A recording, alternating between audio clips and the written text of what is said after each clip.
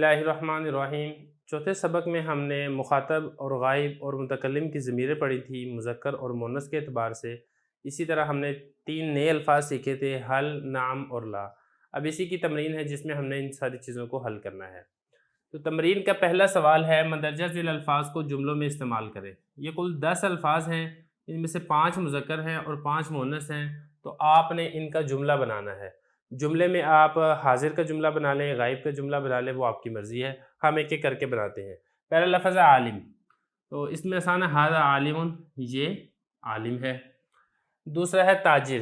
تاجر کے ساتھ آپ متکلم کی ضمیر بھی لگا سکتے ہیں، انا تاجر، مخاطب کی ضمیر بھی لگا سکتے ہیں، انت تاجر، غائب کی ضمیر بھی لگا سکتے ہیں، ہوا تاجر، وہ آپ کی مرضی ہے۔ بالفرض ہم یہاں پہ کر دیتے ہیں مخاطب کی ضمیر، انت تاجر، یہ ہو جائے گا مخاطب کی ضمیر۔ اب اسی طریقے سے عاقل، عقل مند کو کہتے ہیں، اس کے ساتھ آپ غائب کی ضمیر لگا دیں، وہ عاقل، وہ عقل مند ہے۔ شریف، اس کے ساتھ متکلم کی ضمیر لگا دیں، انا شریف، میں شریف ہوں۔ خادم، اس کے ساتھ مخاطب کی ضمیر لگا دیں، انت خادم۔ تو آسان ہے، صرف آپ نے ضمیریں لگانی ہے یا آپ اس میں اشارہ لگا لیں تو اس طریقے سے آپ کا جملہ مکمل ہو جائے گا۔ جیسے مذکر ہے بالکل ویسے ہی مؤنث ہے، بس صرف ضمیروں کا فرق ہو جائے گا۔ اب وہاں پہ ھذا تھا، اگر آپ نے یہاں پہ حاضر کی طرف آپ نے اشارہ کرنا ہے تو آپ اس میں کر دیں گے ھذہ، ھذہ عالمۃ۔ اسی طریقے سے تاجرہ ہے، چونکہ یہ مؤنث ہے تو وہاں پہ تھا انت، اگر آپ نے مخاطب کی ضمیر لگانی ہے تو آپ اس میں لگا دیں انتی تاجرہ، یا آپ غائب کی لگا دیں ہی تاجرہ، وہ آپ کی مرضی ہے۔ میں غائب کی ضمیر لگا دیتا ہوں، ہی تاجرۃ، وہ تجارت کرنے والی ہے۔ عاقلہ ہے، اس کے ساتھ مخاطب کی ضمیر لگائیں گے تو پھر کیا ہوگا، انتی تاجرۃ۔ تو یہ جملے بنانے تو کوئی مشکل نہیں ہے، صرف اس میں نا یہ پریکٹس کرنی ہے، جو ضمیریں لگانی ہے مذکر اور مؤنث کے اعتبار سے اس کا تھوڑا خیال رکھنا ہوتا ہے کہ وہ آپ نے صحیح والی ضمیر لگانی ہے، غلط ضمیر نہیں لگانی، وگرنہ جملہ غلط ہو جائے گا۔ یہی مثال آپ دیکھ لیں، عاقلہ ہے، میں نے یہاں پہ تاجرہ لکھ دیا، عاقلہ لکھنا تھا، اس کو عاقلہ کر دیں۔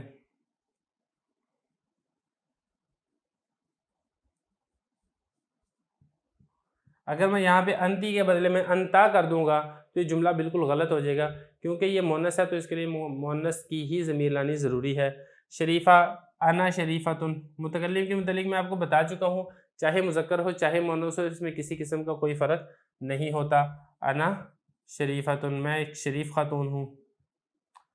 اور خادمۃ، اس میں ہی ضمیر لگا دیں آپ غائب کی، ہی خادمۃ، وہ خادمہ ہے۔ تو اس طریقے سے ہمارے یہ 10 کے 10 الفاظ جو ہے اس کا مکمل جملہ تیار ہو چکا ہے، اور اس میں ہم نے ان تمام چیزوں کا خیال رکھا ہے جو ہم نے سبق کے اندر پڑھا ہے۔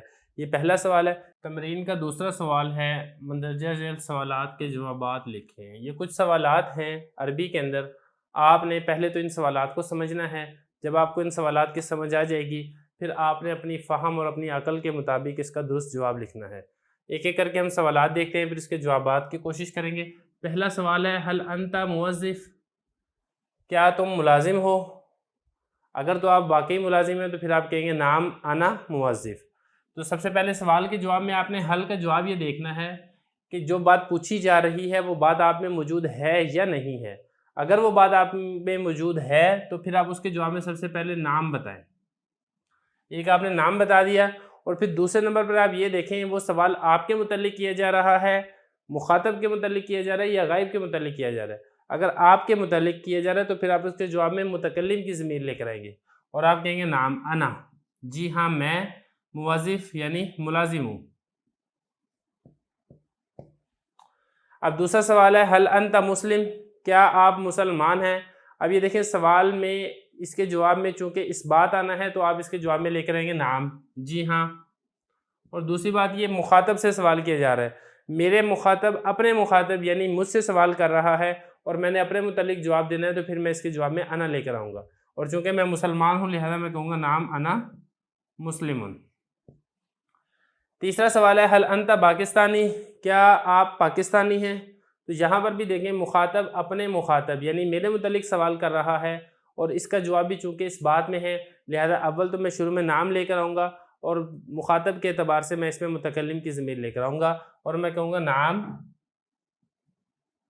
انا پاکستانی۔ یہ چونکہ عربی میں پے نہیں آتی اسی لیے پے کی جگہ پر با سے کام چلاتے ہیں. جی ہاں میں پاکستانی ہوں. اب تیسرا اگلا سوال ہے حل انت رجل، کیا آپ مرد ہیں؟ اور چونکہ میں مرد ہوں لہذا اس کے جواب میں کہوں گا نام انا رجل. جی ہاں میں مرد ہوں. اگلا سوال ہے حل محمود طالب، کیا محمود طالب علم ہے؟ تو اگر تو آپ کو پتہ ہو کہ واقعی محمود طالب علم ہے تو پھر اگر جواب اس بات میں تو آپ نام لے کر آئیں. اب اگلی بات دیکھیں، یہاں پہ سوال کرنے والا جس کے متعلق سوال کر رہا ہے وہ غائب ہے، موجود نہیں ہے، لہذا جواب کے اندر بھی آپ غائب کا لفظ لے کر آئیں گے ہوا. اگر آپ کا جواب ہے اس بات میں تو نام، اور اگر آپ کا جواب نفی میں ہے تو پھر آپ کہیں گے لا، وہ محمود طالب علم نہیں ہے. بالفرض ہم اس کو نفی کے اندر لے کر آتے ہیں تو ہم اس کے جواب میں حل کے جواب میں لے کر آئیں گے لا، نہیں. پھر اس کے بعد آپ آگے لے کر آئیں بل، بلکہ ہوا عالم، وہ طالب علم تو نہیں، وہ تو عالم ہے. اور اگر واقعی وہ طالب علم ہے تو پھر آپ کہیں گے نام ہوا طالب، کیونکہ یہاں پہ سوال کیا جا رہا ہے غائب کے متعلق، لہذا جواب میں بھی میں غائب کی ضمیر لے کر آؤں گا. اگلا سوال ہے حل ہوا مسرور، کیا وہ خوش ہے؟ خوش، یہ اس کو مسرور کہا جاتا ہے. اگر تو وہ واقعی خوش ہے، آپ کا جواب اس بات میں ہے تو پھر آپ حل کے جواب میں نام لے کر آئیں، اور چونکہ سوال کیا جا رہا ہے غائب کے متعلق لہذا آپ ضمیر بھی غائب کی لے کر آئیں گے اور آپ کہیں گے نام ہوا مسرور. اور اگر وہ خوش نہیں ہے بلکہ غمگین ہے تو آپ اس کے جواب میں نام نہیں لے کر آئیں گے بلکہ آپ کیا کہیں گے لا، بل ہوا، غمگین کو عربی میں کہتے ہیں حزین، غمزدہ، بلکہ وہ تو غمزدہ ہے. تو یہ کچھ سوالات ہو گئے مذکر کے اعتبار سے. اب باقی کچھ سوالات ہم لکھیں گے مؤنث کے اعتبار سے، پھر اس کے بعد ہم انشاءاللہ آگے چلیں گے. جس طرح مذکر کے متعلق کچھ ضمائر استعمال ہوتی ہیں اسی طرح مؤنث کے متعلق بھی ضمائر استعمال ہوتی ہیں. آج کے اس سوال کے اندر ہم نے مذکر کی طرح مؤنث کے بھی کچھ جملوں کو ہم نے استعمال کرنا ہے ضمیروں کے اعتبار سے. پہلے نمبر پر ہے سوال ہے حل انتی موظفہ، کیا تم نوکرانی ہو؟ اب یہاں پہ دیکھیں بات کرنے والا اپنے مخاطب عورت سے سوال کر رہا ہے کیا تم ملازمہ ہو، نوکرانی ہو. اب سب سے پہلے نمبر پر تو یہ دیکھنا ہے کہ اس کا جواب اس بات میں ہے یا انکار میں ہے. اگر تو اس کا جواب واقعی اس بات میں ہے تو آپ نے جواب میں کہنا ہے نام، نام آپ نے کہہ دیا. دوسرے نمبر پر اگر تو میں واقعی ملازمہ ہوں تو پھر میں کہوں گا نام انا موظفتن، جی ہاں میں ملازمہ ہوں. اب یہاں پہ دیکھیں مخاطب نے تو اپنے مخاطب یعنی میرے متعلق سوال کیا تھا، اب میں اپنے متعلق جو ضمیر بولوں گا وہ میں انا کی ضمیر استعمال کروں گی. وہ کیوں؟ وہ اس لیے کیونکہ یہ بات پیچھے گزر چکی ہے کہ متکلم چاہے مذکر ہو چاہے مؤنث ہو وہ متکلم کی ضمیر ہی استعمال کرتا ہے. اگلا سوال ہے حل انتی مسلمۃ، مخاطب سوال کر رہا ہے کیا تم مسلمان عورت ہو؟ اگر تو میں واقعی مسلمان عورت ہوں تو پھر میں کہوں گی نام انا مسلمۃ. متکلم کے لیے واحد کی ضمیر انا استعمال ہوگی چاہے مذکر ہو چاہے مؤنث ہو، اور چونکہ اس کا جواب اس بات میں ہے لہذا ہم اس کے جواب میں کہیں گے نام. اگلا سوال ہے حل انتی امرأۃ، اب وہ مخاطب پوچھ رہا ہے یا پوچھ رہی ہے، اس سے کوئی سروکار نہیں ہے، چاہے وہ مرد پوچھ رہا ہو چاہے وہ عورت پوچھ رہی ہو. بات یہ ہے کہ وہ بات کس سے کر رہی ہے. اگر تو وہ بات کر رہی ہے عورت سے تو پھر اس نے استعمال کرنا ہے مخاطب کی ضمیر. حل انتی امرأۃ، کیا تم عورت ہو؟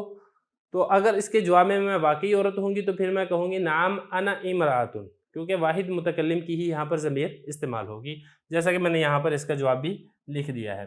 آگے دیکھیں حل فاطمۃ طالبۃ، اب یہاں پہ بات کرنے والا یا بات کرنے والی فاطمہ کے متعلق پوچھ رہا ہے یا ہم کہیں پوچھ رہی ہے کیا فاطمہ طالبہ ہے، مطلب پڑھنے والی ہے. اب یہاں پہ دیکھیں غائب کے متعلق سوال کیا جا رہا ہے. اگر تو اس کا جواب اس بات میں ہے تو نام کے بعد آپ نے غائب کی ضمیر ہی لگانی ہے. آپ نے یہاں پہ مخاطب کی ضمیر نہیں لگانی یا متکلم کی ضمیر نہیں لگانی، کیونکہ یہاں پہ سوال غائب کے متعلق کیا جا رہا ہے تو ہم اس کے جواب میں کہیں گے نام ہیا طالبۃ. اگلا سوال بھی ایسے حل ہی مسرورۃ، کیا وہ خوش ہے؟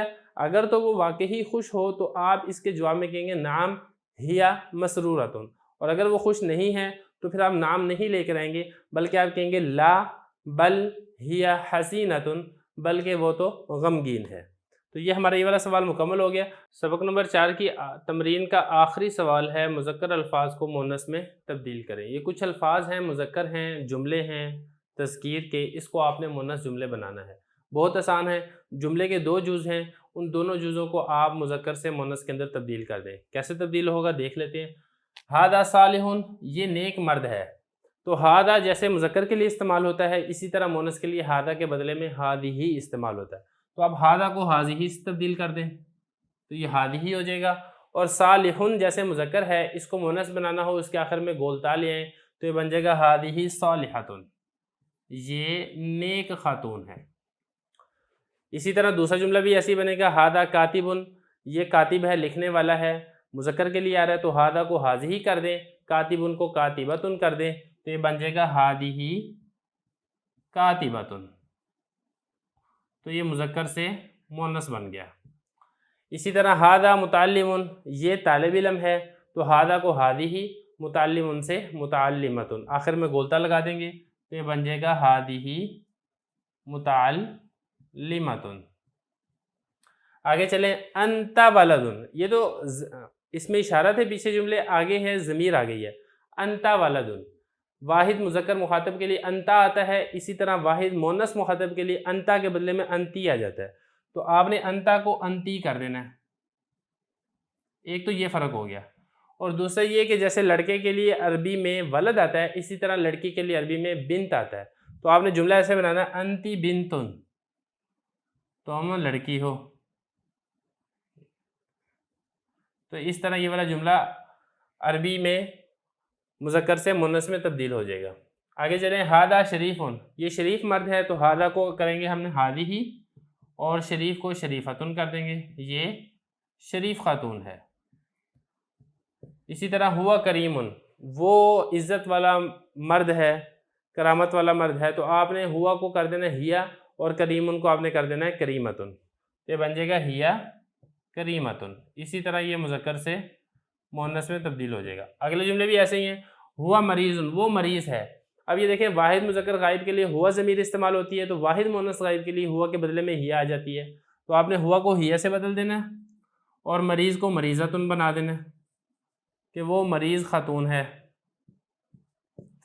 اسی طرح انا تلمیذ، میں طالب علم ہوں۔ اب یہ دیکھیں متکلم میں جیسے انا مذکر کے لیے آتا ہے، مؤنث کے لیے بھی انا آتا ہے، جیسا کہ پیچھے گزر چکا ہے، تو انا ہی رہے گا، البتہ تلمیذن سے یہ ہو جائے گا تلمیذتن، آخر میں گولتا آ جائے گی جو کہ مؤنث ہونے پر دلالت کرے گی۔ آگے چلے انتا استادن، انتا واحد مذکر مخاطب کے لیے تو واحد مؤنث مخاطب کے لیے آتا ہے انتی، انتی آپ، استاذن سے ہو جائے گا استاذتن، تو یہ مذکر سے مؤنث میں تبدیل ہو جائے گا۔